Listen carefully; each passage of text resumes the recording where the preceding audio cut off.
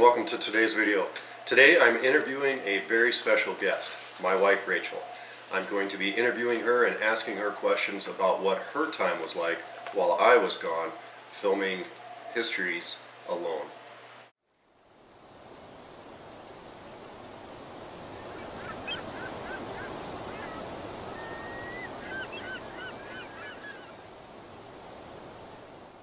Alright, Rachel. So here I got a list of questions for you. Okay. Alrighty, so the first thing off is we're going to do a little disclaimer. This is our experience. This is going to be Rachel's experience while I was gone on the show alone. I was gone for 64 days. I didn't have any contact with her, and I just want to see, I think other people would be interested in what her experience was like while I was gone. And this is just a little disclaimer saying that this is just her experience. We didn't have little kids at the time. We definitely have kids, but they're older. So this isn't going to be the same experience for everybody. This is just our experience. So now that we've got that out of the way, how did we first meet? We met in high school. I asked you out on a date, and you said you had to go home and ask your dad permission. Why did I have to go ask my dad permission? We didn't have the greatest parents. Right. So. We'll leave it at that. So, okay. How long have we been married? 28 years. 28 years. Holy Hannah. I know. When did we get married?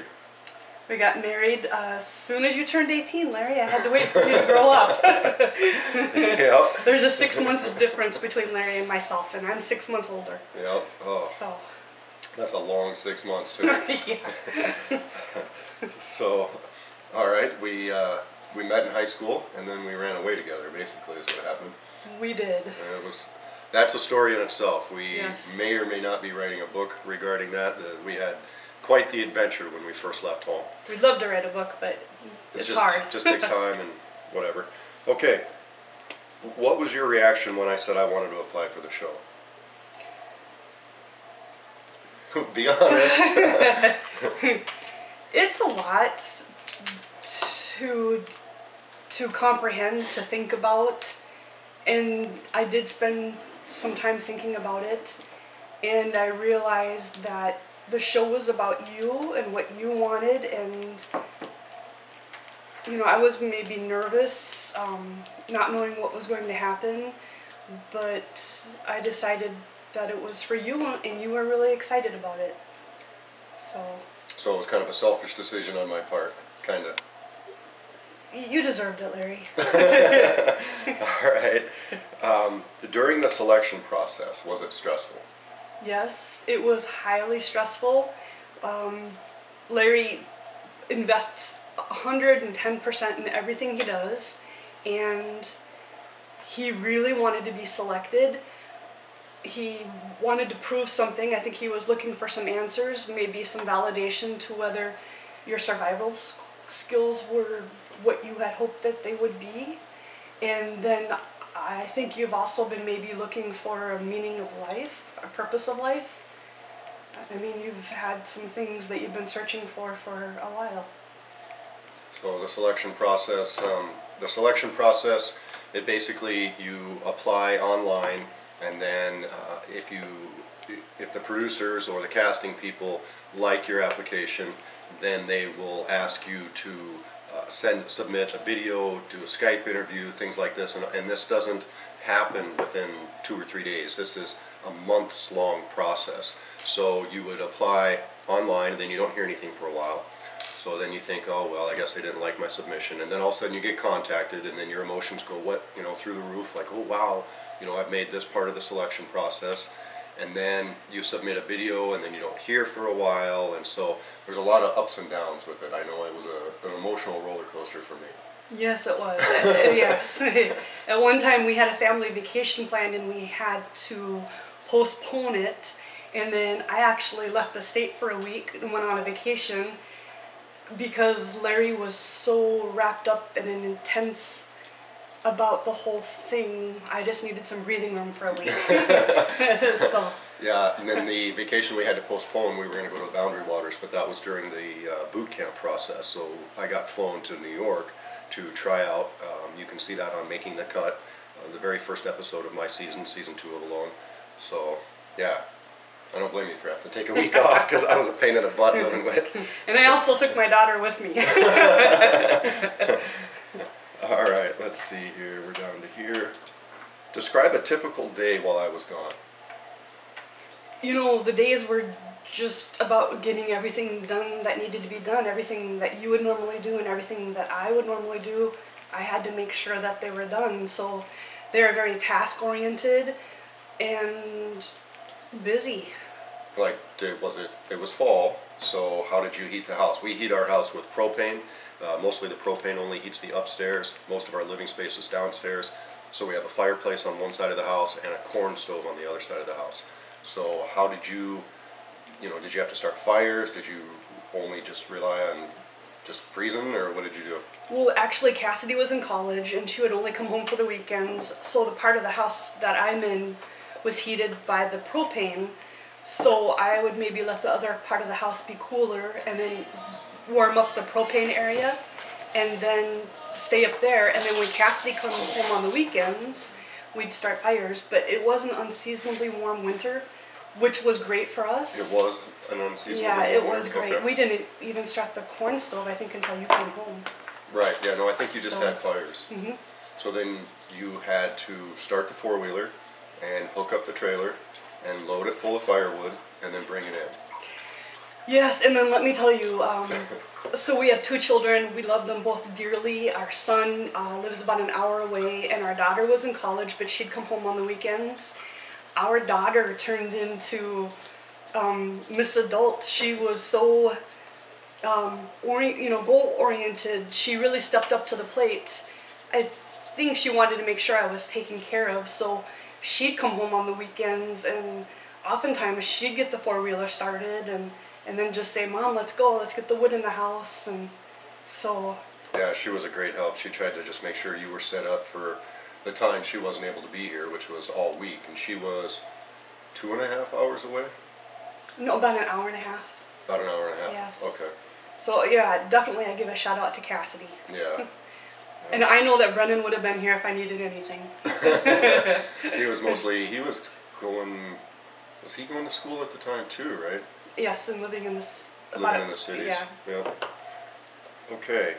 Was there anything unusual that came up that, like maintenance-wise, that you had to fix? In other words, you've told us basically that you had to you had to heat the house. But, I mean, did you have to... I think you said that you had to come home on the... You work about 15, 20 minutes away. And you said, I think you had to come home on your lunch hours to let the dogs out. Because usually I start work earlier. I leave in the morning. And then when I come home in the evening, I'm the first one home. So I take the dogs out, play with them, things like that. But you had to do that on your lunch hour. I did. I needed to make sure that, to present the best quality of life for our family. And our family does include our pets. And so I didn't want them to have to wait 10 hours for me to get home or more to go outside. So I had a 60-minute lunch. Takes me 20 minutes to get home, 20 minutes at home to eat and take care of the dogs, and then 20 minutes to hurry up and get back. So like I said, the days were really task-oriented, and I had to stay focused. And, I started to think about the things that you normally take care of. So, I know that you were worried about me thinking about the propane tank Right, yeah. while you were on the show, but you and I are both kind of the same in personalities, where we both are very responsible. We've been on our own for a long time, so you have to be responsible. And I thought of those things right away and made sure to take care of those. So the one thing that I did think was funny was, we live in the country, and when you live in the country you have mice. It just happens, they come in when it starts to get cold. And then I thought, I've done a lot. I've been really, I've done a lot. I'm responsible for a lot, but I have not set a mousetrap before. So I tried to set it, and then it didn't work, and I thought, well, YouTube has something for everything, so I'm going to go and watch a YouTube video about how to set this mousetrap. So I watched the video, and then I would set mousetraps, and then I could hear them spring in the nighttime, and then in the morning I would have to take them. I would say I threw away the whole trap. I did not take the mouse out of the trap. I threw away the whole trap. And then I knew the irony of it was that Larry would have been that would have been food for Larry. That, food, I know how hard it is in a survival situation to get food. And here I was trapping mice and throwing them away. And I'm sure that Larry would have, and as we all saw, he would have absolutely loved to have all the mice that I caught. Yeah, and it was kind of ironic. Neither one of us knew we were catching mice. It was just kind of one of those things. No, I just know that it's a survival food, so yeah. Anything's a survival food, just about, if it's edible. Okay. Did you have any contact with me during the show? That wasn't allowed. When Larry was accepted on the show, I also had to sign a contract stating that I would not talk about the show, and there was no contact between Larry and myself, so I never knew what was happening. You just wait for a phone call, you don't want a phone call because you don't want something bad to have happened, and you just wish for the best. It just goes one day at a time. So, during that time, if you let your mind wander, you start to think, I started to think, what would Larry be like when he came back? Would he be able to readjust and fit back into society? How would our marriage be? I had all of those concerns, but it doesn't mean that anybody else would have those concerns. Larry is special. We've been together for a long time, and I know what he's made of. He has a lot of grit. You've always had a lot of grit. And I knew that you wouldn't give up, that it would take a lot for you to leave. And so you were invested 125%, and you were looking for the validation of your skills and the meaning of life. When Larry left for the show, we had a family meeting.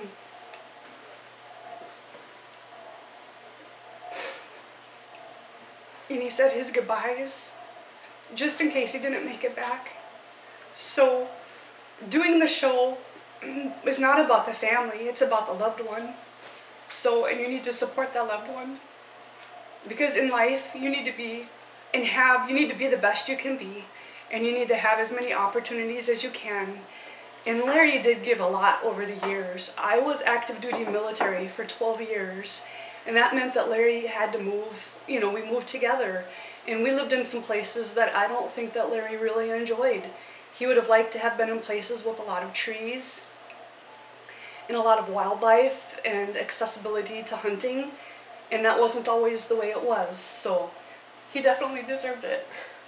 Describe what you felt when you finally did get an email from the show, because you didn't get any contact, any phone calls, anything like that, but you, quite a while into the show, you got an email from the casting agent or whoever it was, but somebody from production, and they said something about passports or...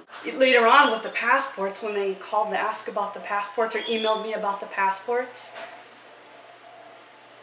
you get excited and you have a lot of anticipation, and I knew that Larry had been out for quite a while by that time, so, I'm excited for you. This is all about you.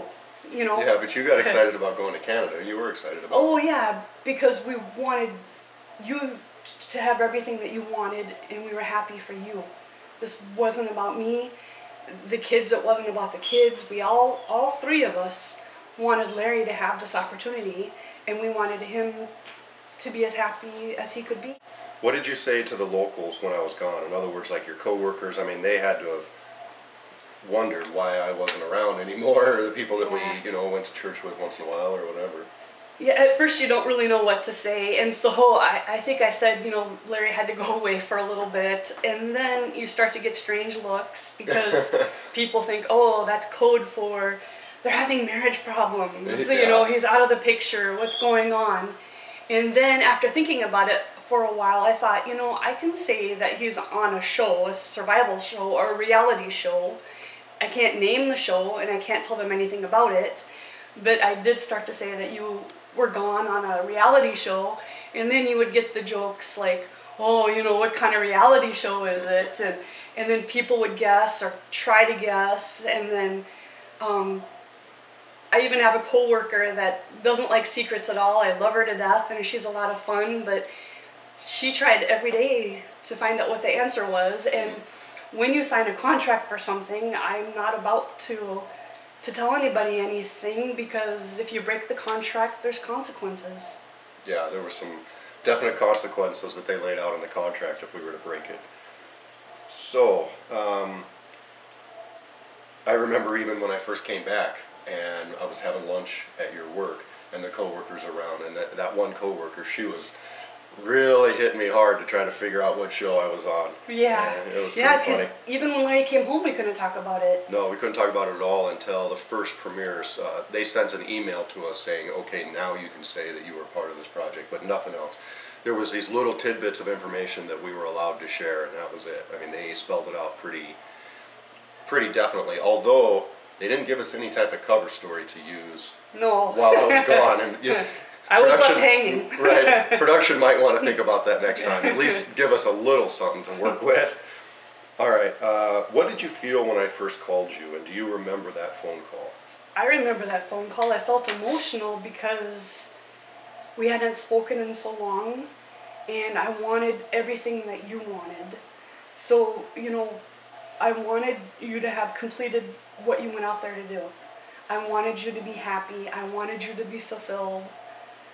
So you were hoping that I came back a little less stressed out than when I left. Yes, Kinda. yes, and with answers. Right. So do you remember that phone call? Do you remember when I called you and I said hello and you said yes? And I said, this is your husband. This has been so long. I mean, of course I only said like one word or whatever, but you didn't recognize my voice or anything. No, and I wasn't expecting your call. Right. I mean, it just comes Just- out of the clear blue. Right. It So- was just a... No, yeah, and then we didn't have a lot of time to talk, so because Right. it was long distance, and I had a prepaid cell phone that they let me use, and I was running out of minutes. They were very nice to me and kept adding minutes to my phone, but at first there was maybe 10 minutes worth of time on a cell phone, and I had a 10-minute phone call, and then it was done, and then I had to get re-upped or whatever. So yeah, that was an interesting first phone call. What was your reaction while watching the show? well, first, can I back up a little bit? Yeah, sure. First of all, there's 3 parts to this. There's the before the show, and that was emotional with the anticipation of whether you got picked or not. And if you didn't get picked, you wonder why. And then there's the show, and then there's the after the show. So after the show, when you came home, everything is still a big secret. And now when you're coming home, I do think that there was some PTSD, that you came home, you were in a survival element, you pushed yourself as far as you could go, and you also saw that life could be lived very simply, and then when you come back to society, you see how busy it is, and how many expectations there are, and I think you were shocked. I think also at that time, a big thing was the food. Larry had a time where we had to make sure that he had food on him at all times. I bought a lot of granola bars. He had granola bars in his pockets. He had extra granola bars in the lunchbox. There was a long time, and the sweets, let me tell you, when he went to the donut shop, he'd never been there in his life. I went there to buy bear bait. That was the only thing I've ever been there for. Yeah, so him coming home with the sweets was really weird. And if I didn't know it was Larry, I would have thought, this is some other guy, and you need to get the real Larry back home. But anyway, I know I That's okay. preempted you.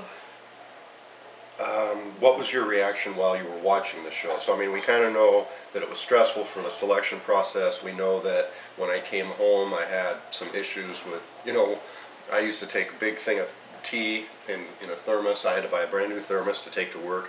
I have grown to really appreciate tea. When I was out there, that was just a very comforting thing for me to take spruce needles or hemlock needles or whatever and make tea out of it. And it was just extremely comforting to have that hot liquid to drink and that little bit of flavor in there. So when I came back, I couldn't just stop drinking tea. I had to have that. So I mean, there's definitely things after the show that happened. But what about when we were watching the show, like when we did our premiere and we watched the show? Because we didn't get to see the show before anybody else. It was just aired at the same time, or we saw it at the same time it was aired. So what did you think about, or what were your reactions? And I'm sure they're varied or different reactions as the show progressed. Yes, with the show, first of all, I'm a private person, I'm quiet, and then when you do a television show, you put yourself out there for the whole world to see, and so that's a little unnerving. And then when you watch the show, you wonder, well, what is everybody else going to think? Because when you put yourself out on the show, you're going to be judged, and so that's really hard to hear. And I did not like that. I didn't want to hear it. None of us wanted to hear it.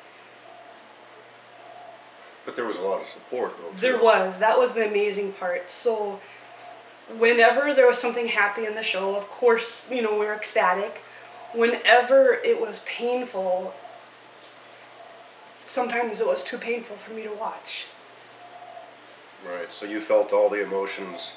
You have a different, unique perspective on it because the average viewer can see the pain that I'm going through, but you felt that pain as well. I did. Yeah. So, and you're right though, because there's a lot of people that judge, and there's a lot of people that wrote a lot of negative critiques, but then at the same time, we've had some amazing support from a lot of people, and we've met new friends and made new friends, and that's been really wonderful. Mm-hmm. So what did you think about, did you like it when I wrote I love you in the sand? Yeah, of course I did. I love you very much, Larry. That was an awesome moment. And then I had asked you before you left, I had said, Larry, if you can just give me a little shout out while you're gone. I said, maybe just write I love you in the corner somewhere. And then you did a magnificent shout out. I couldn't have asked for more. It was wonderful. I was hoping they'd show it because she totally said that. She's like, I'm letting you do this. You better give me a shout out. So, all right, I'll do the best I can. And really, I couldn't not let you do it, just so we know that. Right. Yeah. Well, I mean, we were we were under the same mindset with that. I mean, if there was something that there's been other things, not quite as drastic as this, that you've wanted to do, that we've decided would be in our best interest if you did it, like your trip to England, the riverboat cruise. Those weren't exactly right up my alley. I had a great time. Yeah. I had a fantastic time, and they were great, but they were trips for you. Yeah, that was really awesome. So how has life changed since the show? So basically, kind of to recap, when I was applying, things were really stressful. Even before then, I was kind of getting down about work and just how life, got away from us and stuff. I mean, when we were raising our kids, I was completely focused on the kids and then the family life. But then when the kids left, there was a huge void or emptiness in my soul that I was struggling with, trying to replace that hole or to try and redirect my energies. And it took a long time for me to figure out and to not just be into this basically dark depression hole because my kids had left. I was suffering from empty nest syndrome really bad. And so, I mean, that's leading up to it. What about after the show? After the show, like I said, I think you came back with PTSD, and there was the food issue, which was part of it. And so, this whole time, it's been about a year and a half, and, just about a month ago, I heard your first belly laugh between you and me. So that was a pretty special moment. So you're more passionate about life. You value things more, the small things. I think you focus more on the small things than you ever have. So, passion, more focus on the small things. You definitely crave the outside time and everything, so. Okay. Have you ever been recognized from your time on the TV show? I have a bad memory, but yes, I think I was recognized once, at least once, if not more. I got some funny looks, while I was grocery shopping. So, and then I think that's what that was about. They could have just come up to me if they had wanted to. It was no big deal. Right. So. But just locally here. Exactly. Yeah. I haven't even been recognized locally here. No, but you were recognized in Utah. Yeah, once in Salt Lake City. Yeah, that was pretty cool. Do you like to camp? I like to camp in the way that you and I camped when we first started camping, and I think that's called car camping. So we took a lot of camping trips with our kids, and we would tent camp. Yep. I love my tent. At one time we had a little pop-top camper, and that was fun. It allowed us to go camping when it was a little colder. But the tarp camping and the survival shelter camping, no, it's a little bit too claustrophobic for me. So. And yeah, so we first started camping when our kids were still in diapers. And so, that's every vacation. Yeah, we've never not camped. And I mean, No. the kids, we had great memories taking the kids camping, and mostly at state parks where there were showers and restrooms and stuff. So there's definite different levels of camping, and you know, you don't need a 5-star Hilton, but you need, you know, restrooms and a shower and, you know, a tent would be nice for you. Whereas sometimes I'll sleep under a couple of logs. And that's not exactly what she likes. Were you worried I'd get hurt? Yes, I was worried you'd get hurt. Did you think it would be something that I would do to myself? Or did you not even think about it? You were just worried about, just in general, me being hurt? Or what did you think about, like, I mean, there was a lot of mountain lions and a lot of bears. A lot of people had to deal with bears and stuff. Were you worried about wild animal encounters? Were you worried about me cutting myself, me slipping and falling on the rocks, or just in general? You know, you have a lot of skills, and we've lived around the wild animals, so I don't, you know, mountain lions, we both respect them to the utmost. Yeah. So, you know, I had some concern about those, but I think my general concern was how far would you push yourself, and how far would you, and would that hurt you? Okay. Did you write a journal? Yes, every day, and that was the way that I talked to Larry. So I'm sorry, go ahead. Oh, I would come home, and after all my chores were done, I would make sure to write at least a page, oftentimes more, and just tell you everything about my day, just as if you were home. Yep, so this is the journal here that she wrote me, and you can, she has the date written down and how many days I've been in the field. This is day 23. So day 24. I'd recommend for any families of future contestants that the journal is very therapeutic, and that's something I would recommend you to do while your loved one is away. So I'll just read, some of this is pretty personal, so I don't want to read too much, but I'll just read something real quick. 38 days, and I don't know how to say that in Spanish, 38. Yes, correct. Okay. Hey Larry, 38 days is nothing to scoff at. I don't think many people could do what you are doing. This will always be a little something to set you apart from other people. It is sleeting here today all day. It is very wet, but I was thinking it is in the 40s with some wind. Not terribly cold, but not nice, and you definitely don't want to be out in it. I was thinking this is probably a lot like the weather you are having. Notice when they do a survival show, it's mostly in warm climates, and when they do a survivor competition, they put you up there. It is ironic. I just hope you have stayed healthy. To be in that weather and to be sick would be extremely awful. I wonder how much pine needle tea you have drank. I hope lots. Maybe someday we can take a trip to Vancouver. That would be fun. We miss you, love you, talk about you, and think about you all the time. Brittany started quizzing me about you again today. She will definitely need therapy when you come back. You know your birthday is next week. I wonder if you know the exact date. Love you, good night. So, yeah. That was really cool when I came home and I got to read that. Because you spent your birthday out there, and you spent our daughter's birthday. Cassidy's 21st birthday out there. Yeah. All right. What did you take away from this experience? Like, so think about it not just about me being out in the show and about what I'm going to be like when I come back or whatever. Think about, it must have empowered you to realize, not that we're going to separate or anything like that, but we've been together our whole adult life, and we've leaned on each other. You've done some things, I've done some things. We've always had each other and later on the kids to be a team against whatever problems or conflicts came up. So I was a significant part of the team. I left and you had to take care of things. Did it make you feel kind of empowered or realize that how much we both do for each other, or what did you take away from it?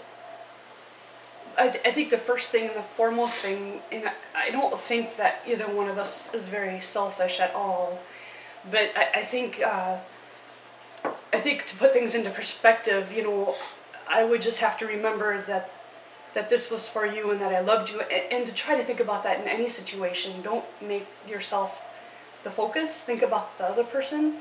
So I tried to remember that, especially maybe if I got sad or overwhelmed with life, and then I did feel like, I think Larry would be proud.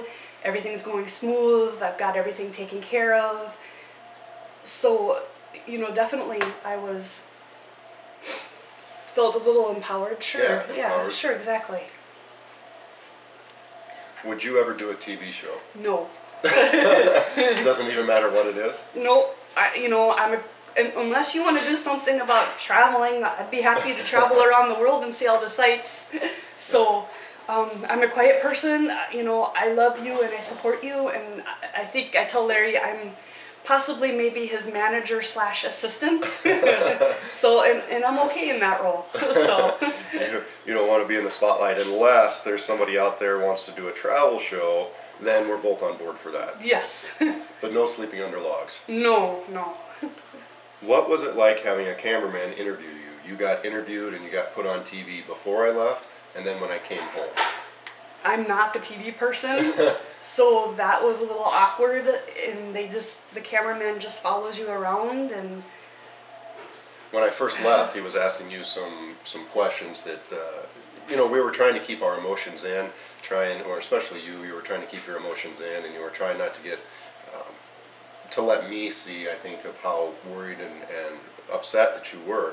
But the cameraman has a way of asking questions to just get right to the meat of things. So it must have been kind of an invasion of privacy when they were Oh, yeah, definitely, and I mean, they're doing the shows, so they want to get out. And I should say right off the bat, the cameraman was awesome. Yes, he was. The guy that came to our house, it was the same guy both times, and he was super awesome. So it wasn't like he was doing anything or saying anything bad, but I mean, he's got questions to ask because people want to know what our emotions are. So anyway, sorry. No, he was doing his job, so... Yeah, and he was doing a great job, and he was a super nice guy. Yeah, and like any, like a good cameraman, he knew what questions to ask and to kind of push your buttons. Right. So there were a lot of questions similar to this, like, are you going to miss your husband? Are you going to be... what are you going to feel like when he's gone? Are you going to worry about him? And then, right away, she's trying to hold all this stuff in, and, he's trying to get to the meat of the stuff. So it was... she's quiet, so I don't want to put words in your mouth, but I think it was kind of like an invasion of privacy, kind of trying to dig to try to get the emotion out of you, and trying to get the interview from a reluctant participant, I think is basically what was going on. No, unfortunately we couldn't talk about the weather, so... All right. You seemed sad and ready to cry on camera before I left, and you kind of answered this a little bit, but why? Was it just... The unknown. Just the unknown, and that I know you. I know what you're made of, and I know how far you were going to push yourself, and I was concerned for your safety. Okay. Some folks said because of my cussing on the show and my little couple temper tantrums that I had, that I must beat you and the kids. Is this true? First of all, I really hated seeing that people, they just tend to judge you without knowing anything about you, and it's absolutely not true. Larry's been a wonderful husband and a wonderful father. We've been together for 28 years, so he's an awesome person. I don't think you've had to wear sunglasses in those 28 years either. No. For the indoors, No. so we'll just leave it at that. All right. We just had a question on Facebook about interviewing you and stuff, and one of the questions was, were you happy that I wasn't contributing to the laundry pile? No, not at all. Yeah. Do you think, wow, I sure am glad he's gone because now I don't have to do his laundry? No, I think, I probably watched a lot more girl movies. So, Yeah. Happy for that time. yeah, I mean, I didn't need all of it, but yeah, I tried to do things that I might like, like Right. watch some of the chick flicks that maybe you don't enjoy. Right. So, Did you have help with household chores? And I think you answered that already. Cassidy would come up. Otherwise, well, we had a friend or two that offered to help a little bit too, right? oh, we definitely had people that offered to give any assistance that was needed, and I think right before you came home, I didn't know that Larry was almost home, but I had some concerns about a few things, like the filter for the water softener. Right. I wanted to make sure I had done that correctly, and then I think you had a flat tire, and so we had some friends of the family come over and just take a look at some things. Right. So that's nice to have a I support. really did not want Larry to come home and me present a to-do list to him, Which I'm very thankful for. Yeah, the only thing that I had to do was, I think our kitchen light went out, and then knowing that Larry was an electrician, it wasn't the light bulb, it was more involved than that. And knowing Larry was an electrician, I thought, you probably wouldn't be very for me hiring an electrician to fix something that he as an electrician can do. Right. So, but when you left, they said you could be gone for a year. Right, that's what they said. I had no idea. Right, but I think we discussed that, and I said there's no chance in hell that anybody's going to be gone for a year on the show. Did you catch any mice while I was gone? We already went over that. A lot. How did you think I would do when I left? Awesome. There were 10 people. Well, see, you didn't get to meet the 10 people before I left, so I had met them. So I knew the competition I was up against, so I knew that there were 9 other very qualified individuals, and I had doubts about how well I'd do. But, I mean, you saw the first show. Mm-hmm. What did you think? Did you think, a couple weeks, or? The long haul. You just didn't know? No, the long haul. You thought I'd win? Or that you go far. Right. Like I said, I know what you're made of. Were you disappointed that I didn't win? Only for you. Because you gave it everything that you had. Do you have any advice for future families of contestants? So I guess the first thing is that when they do this, when your family member wants to do this, it's for them. So it's a loving act of kindness to let them go. So, and then when they're gone, keep busy. Yeah. And do some of those things that you want to do, like watching your chick flicks or whatever it is. I think I even went on a trip for a week and visited my high school friend. Yep, that's in the journal. Yeah, so that kind of stuff. And then write the journal. I really felt when I was writing that journal like you were right there. So definitely keep busy. I know that's one thing that helped me on the island. I didn't get lonely. I mean, I definitely missed my family, but there was so much going on, and it was just so hectic and chaotic, it seemed like. And I was also trying to enjoy the experience because it's a very, very beautiful place. So even though the show made it seem like I was struggling and just, whether I was angry all the time or sad all the time, if you rewatch the show, you'll definitely see there's points in there where I just kind of look around and say, man, this place is beautiful. This is really awesome. So I was trying to absorb that, but then also just trying to really focus on the task at hand. Just really make sure I didn't get wet. I was fanatical about making sure I didn't get wet. So, I mean, I was just really focusing on my experience and trying to survive out there.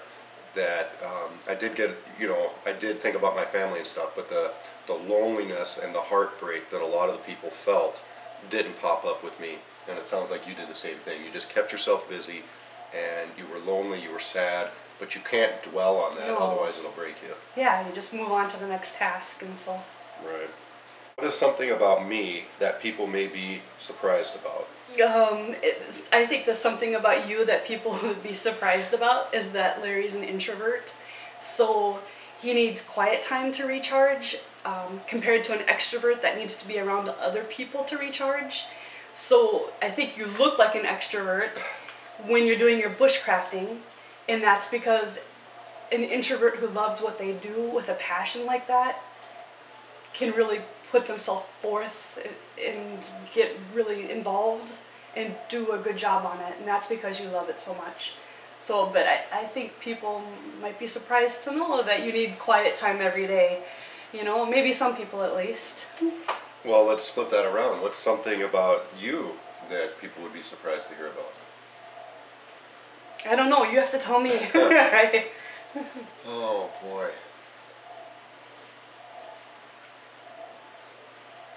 That I was in the Navy for 12 years? Yeah, I think that's a big one. That shocks people. I think that does shock people because I think that people don't, when they meet you later on, you're just so, you're a little more timid and you're just always happy and always just super polite, and I don't think people understand the steel that's underneath the surface of you. And I think that if people saw some of the early pictures of when she was in the Navy, she got stationed with the Marines and she went to FMSS school and carried a 70 or 80 pound pack. And I didn't cheat. Right. I think some people wouldn't put so much in their pack if possible, but right. But I put everything in there.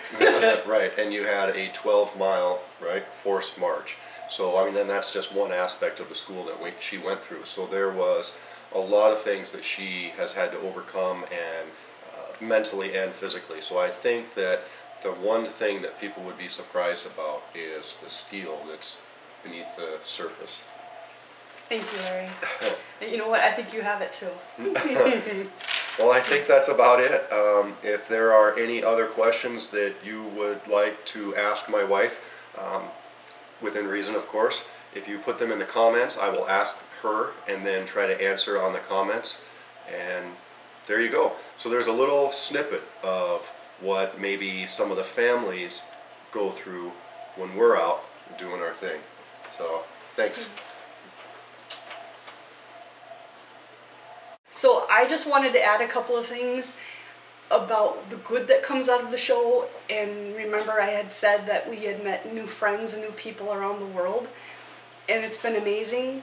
And some of those things are, you know, the show was aired in multiple countries around the world, and Larry was written up in an article in Russia about the show, and he actually has a pen pal with the journalist or the writer of the article, so that's been amazing. And then he was quoted in a book, so how amazing is that to come out of the show and having made an impression on people around the world. That's awe-inspiring.